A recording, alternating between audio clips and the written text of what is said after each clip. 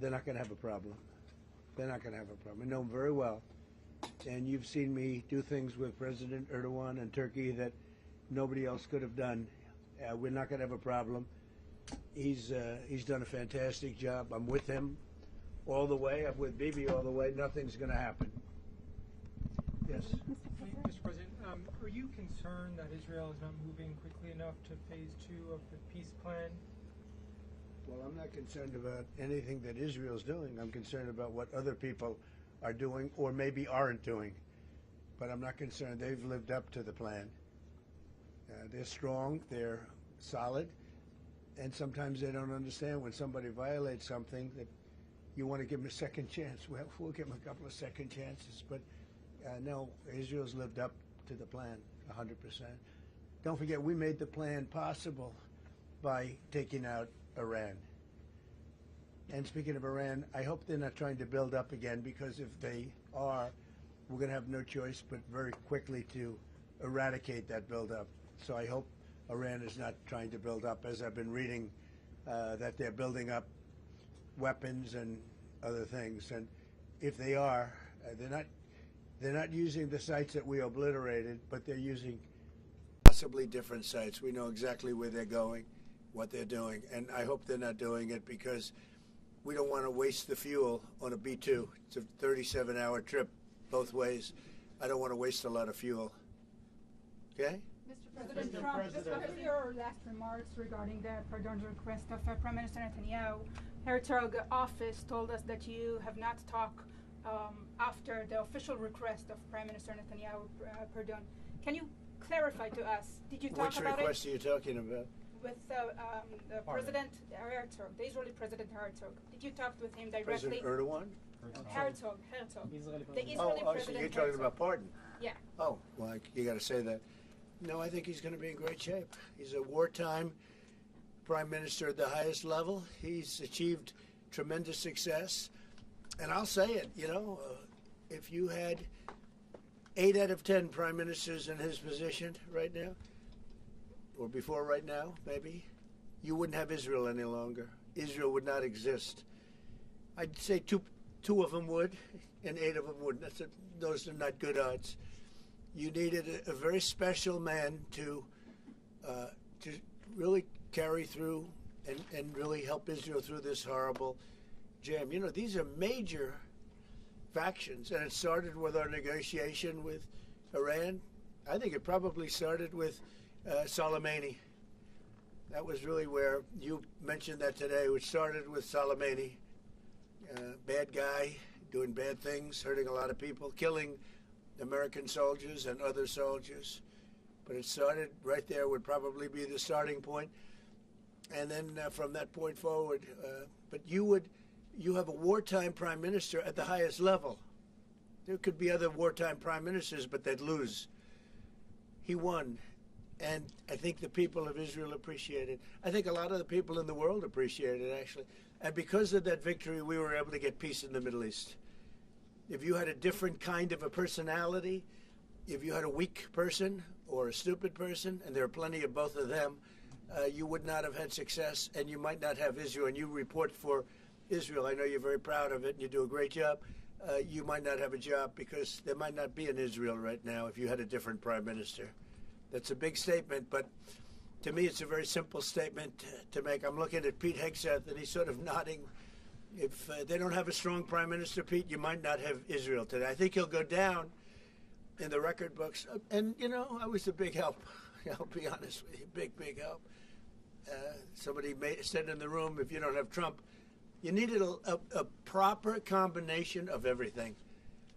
And if you didn't have that combination, which they had, you would not have an existing Israel right now. And the people of Israel know it. That's why they like me, and it's why they actually like him. He's got a little bit of a love-hate more than I do over there.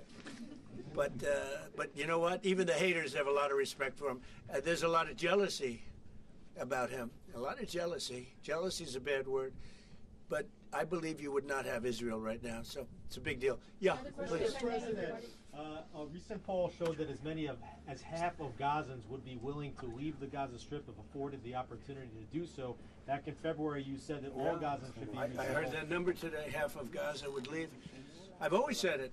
I said if they were given the opportunity to live in a better climate, they would move. They're there because they sort of have to be. I think it would be a great opportunity. But let's see if that opportunity presents itself. But we're helping the people of Gaza a lot. So is Israel, by the way. So we'll see what happens. But I saw that there was a poll. It was actually more than half the people would leave if they were given the opportunity. And I've been saying that for a long time. To me, it was common sense. So it's interesting. Why wouldn't countries accept them? Look, let's not talk about it because we don't want the controversy. Right now, we're helping Gaza. But if they were given the opportunity, I think even higher than that, the group that did the poll is usually, I call them negative pollsters. You have a lot of them. And yet this poll was, I think, very accurate, other than it would be more than half the people if given the opportunity. But they haven't been given that opportunity. So we'll see what happens. Mr. President, have you reached a point of understanding regarding Syria? We do have an understanding regarding Syria. Now, with Syria, you know, your new president, I respect him. He's a very strong guy, and that's what you need in Syria. You can't put a choir boy. You can't put somebody that's a perfect person. Everything's nice, no problems in life. You have the opposite there. He's a strong guy. We get along with him great. I can't ask for any more. He's been with us all the way. We had that mishap with ISIS, and he was with us all the way. He was fighting us. You know, he was fighting them. So I hope Israel, I'm sure that Israel and him will get along. I will try and make it so that they do get along. Mr. I think they will. Bibi, do you have anything to say about that? Yeah, well, our interest is to have a peaceful border with Syria. Our interest is to have, and we openly say it, we want to make sure that the border area right next to our border is safe. We don't have terrorists, we don't have attacks, and we also want to secure our Druze friends. And by the way, I think not only the Druze, but other minorities, especially the Christians, should be protected as well in Syria and throughout the Middle East and in Nigeria. In your efforts, we back completely because Christian communities are beleaguered around the world and especially in the Middle East, but in parts of Africa too. And we stand for the same thing. And don't forget, it was President Erdogan that helped very much get rid of a very bad ruler of Syria. That was President Erdogan. And he never wanted the credit for it, but he really gets a lot of credit. Bibi agrees with that. I agree with. I mean, I know it. And President Erdogan should get a lot of good credit for what he did. He got rid of some very bad people. And, you know, they've been wanting to do that for 1,000 years with different names, but for 1,000 years in Syria. President Erdogan did it, and we give him a lot of credit. I give him a lot of credit. But I think it's going to work out well between Syria and Israel. Mr. President, about Lebanon. Yeah, go ahead, please. The Lebanese government, so what we saw, is not meeting the terms of the ceasefire agreement, has failed to disarm Hezbollah, actually. In your view, should Israel strike the terrorist organization again? Well, we're going to see about that. We'll see about it. The Lebanese government is at a little bit of a disadvantage, if you think of it, with Hezbollah. But Hezbollah has been behaving badly, so we'll see what happens. Mr. President, and China. How close are we to another operation of Israel in Iran? You said before the meeting with Netanyahu that you are in support of Israel if the ballistic missile project will take on and also the nuclear weapon. But after the meeting, after what you know from the intelligence, how close are we to another war with Iran? Well, I don't want to say that, but Iran may be behaving badly. It hasn't been confirmed.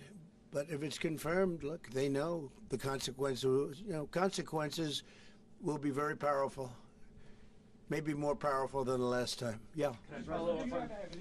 And Iran should have made a deal the last time. I gave them the option. I said, you can make a deal. Do it. I told them, do it.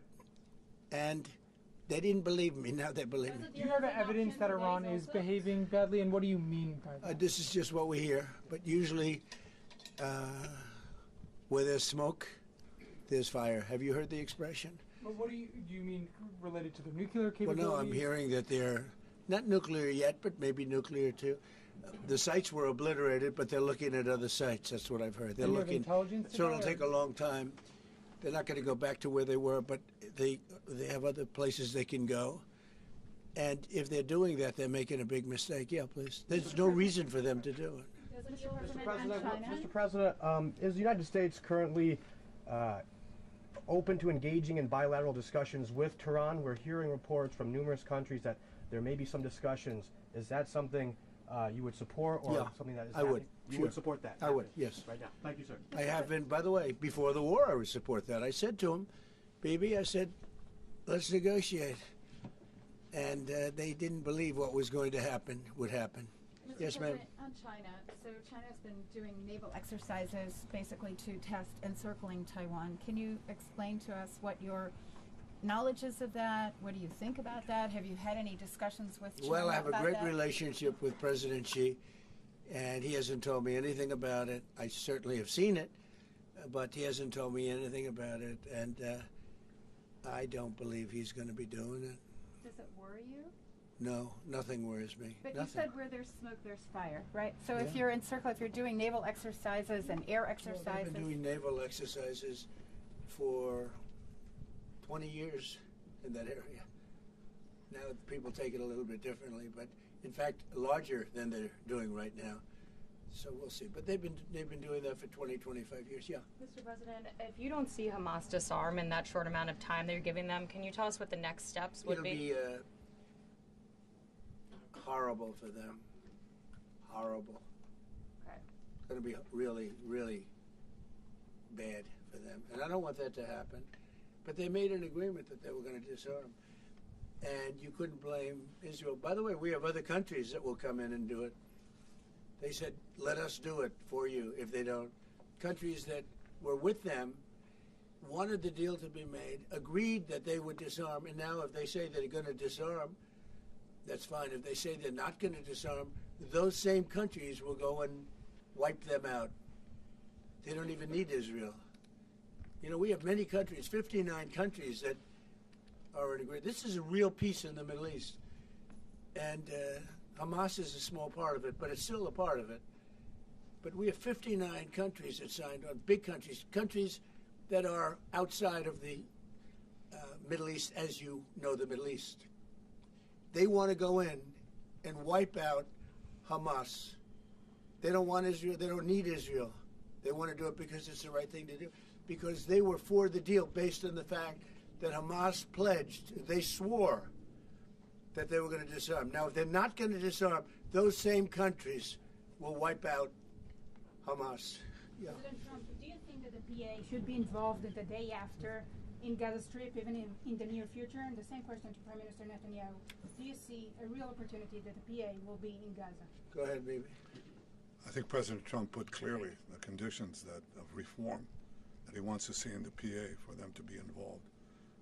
And I think he put it very clearly what he wants to see, the kind of real reforms, not just perfunctory reforms, but real reforms. Stop pay to slay, change the curriculum in your textbooks, open up a different society and a different future if they do it. In the near future? Well, let them, I think it was clear. He put Pretty clear. He put guidelines that were, by the way, in the Trump plan of 2020. And they were put then in the 20 points. And it's up to them. Remember this, if we didn't do what we did to Iran, just to make the subject just slightly different, you wouldn't have peace in the Middle East. You wouldn't have a deal signed in the Middle East. You wouldn't have a deal. Because other Arab nations, which are great people, I know them very well, I know them, they're great people, they wouldn't be able to have agreed to peace in the Middle East, because you would have had a dark cloud hanging over everything. It wouldn't have been possible. So Iran has been greatly reduced in power, prestige. I don't want to use the word humiliation, because they're trying to build up again. But we can't let them build up, because if they build up, there can't be peace in the Middle East. It was a mistake. You know, when they wiped out Iraq and Iran were about the same power.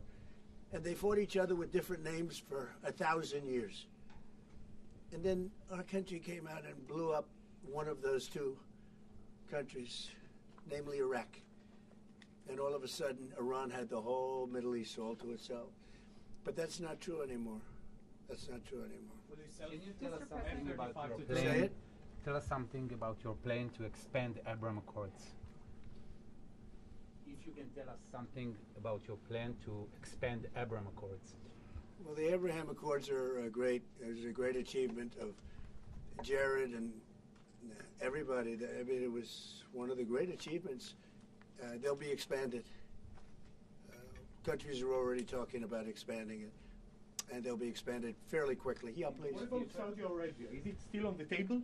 The normalization? Saudi Arabia is great. We have a great leader, and a friend of mine and a friend of a lot of people. Also an enemy of some people, but those people aren't doing so well. No, Saudi Arabia has been very good as far as I'm concerned. They've done everything that we can ask for. But normalization with Israel is on the They're table? getting along great with Israel. They will. And at some point, they'll sign the Abraham Accords. Mr. President, on the Fed, so one of the big domestic tasks ahead of you is to pick a new chairman for the Fed. Yeah. You've said that you have one favorite, but you're I also do. doing interviews. Still so do. Hasn't changed. Yeah, I'll announce them at the right time. There's plenty of time. Are you? Is But there in the any meantime, chance? we're doing numbers that nobody's ever seen. We have $18 trillion coming in. We had a 4.3% GDP. They thought it was going to be 2%. And that's despite the Democrat shutdown. Had the shutdown not occurred, we would have had an extra 1.25. Think of that. We are doing, and also despite the fact that we have a fool at the Federal Reserve. I mean, Biden reappointed him, and it's too bad. You would have thought he wouldn't have done that. But he's an absolute fool who's building a new Federal Reserve, or he's doing a renovation of a building. Maybe he's up to $4.1 billion to do a renovation of a few very small buildings. It's the highest price in the history of construction. He's spending more money than any building has ever spent per square foot on the renovation of, as an example, I'm doing a magnificent, big, beautiful ballroom that the country has wanted, the White House has wanted for 150 years. It's a massive job, and it's a tiny fraction of that number. And we're under budget and ahead of schedule. Now it's bigger than I told you. After realizing we're going to do the inauguration in that building, it's got all bulletproof glass. It's got all drone, they call it drone-free roof. So drones won't touch it. It's a big, beautiful, safe building. But it's a big project. For a tiny fraction of that, we're under budget and ahead of schedule. And they've wanted it for 150 years. Think of it, the Federal Reserve building, two buildings there, they don't know what they're doing. They're way over budget. I mean, almost, this was built during the Biden administration. And I rode by it the other day, and it's headed by the head of the Federal Reserve. Too late, too late, Powell. Too late because he's always too late with interest rates, except before the election he was too early because that would have helped. That was supposed to help get her elected. It had no impact. We won all 7 swing states. So what do you think of? But no. We're thinking about bringing a suit against Powell for incompetence. Because think of it, these aren't outstanding buildings. These are small buildings. He said $4 billion more. It's going to end up costing more than $4 billion. $4 billion. It's the highest price of construction. Again, Democrats. Highest price of construction per square foot in the history of the world. There's never been. Gorgeous monuments are built for a much smaller price. So we're thinking about bringing a gross incompetence, what's called gross incompetence lawsuit. It's gross incompetence against Powell. And it was his baby. And the guy's just incompetent. I mean, there's nothing you can do about it. He's just a very incompetent man, but we're going to probably bring a lawsuit against him. Thank you all very much. I appreciate it. Bibi, congratulations. Mr. President, when do you expect an announcement then on Powell's replacement? January sometime. And will you ask Jay Powell to resign Well, from he the should board resign. You know, entirely? be a favor to the nation. Will But you- he's come close. I mean, we're getting pretty close. Will you I would select- fire him. I'd love to fire him, but we're so close. You know, maybe. Will But you- maybe I still might. Will you sell F-35 to Turkey? Say it. Are you Will going sell- to approve a selling of F-35 to the Turkish? We're thinking about it very seriously. And what is What your prevented- reaction We'll be to okay. that? They'll never use it. Be okay? Thank you, press. I promise. Thank you, press. Thank you, press. Thank you, press. Thank you, everybody. Thank you, press. Never use it. All right, head this way.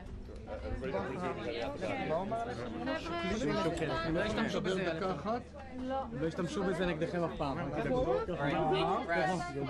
Back up, please.